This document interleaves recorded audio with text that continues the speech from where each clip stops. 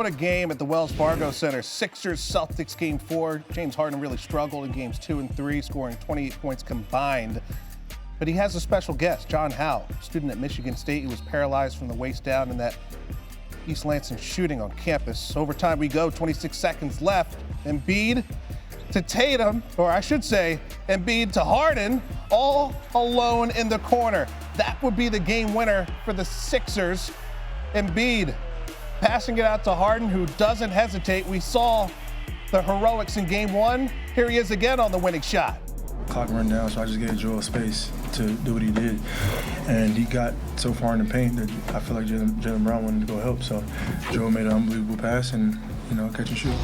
That's the same shot that we got against, in regular season against Miami. Got to keep trusting my guys, and, he just made a great shot.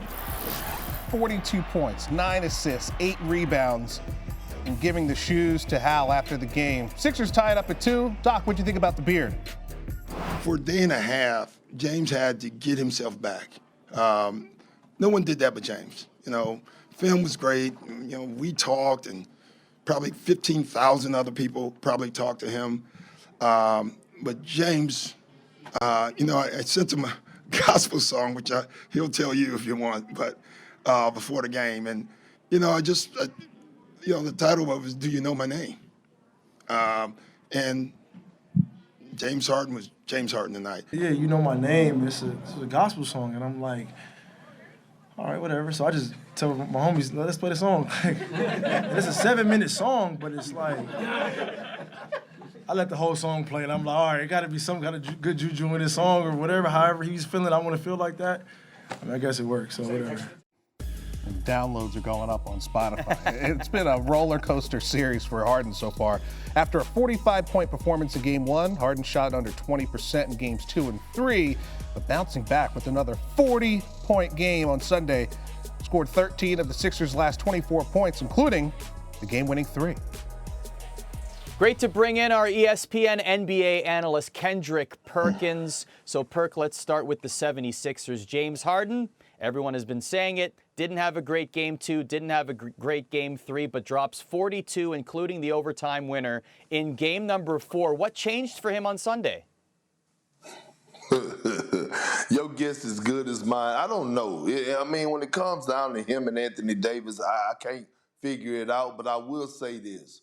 Right, Joel Embiid somewhat called his teammates out in his post-game interview after Game 3, and James Harden responded in great fashion.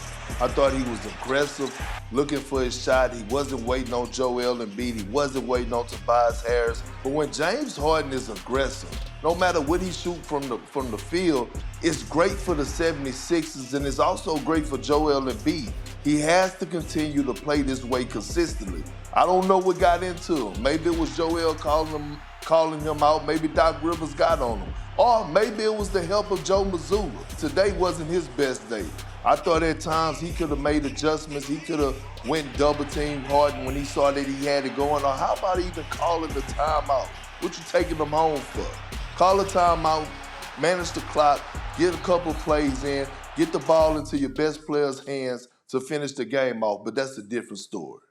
James Harden is the first player in NBA history to score 40-plus after shooting under 25% in the previous postseason game. Absolutely incredible. Thanks for watching ESPN on YouTube. For live streaming, sports, and premium content, subscribe to ESPN+.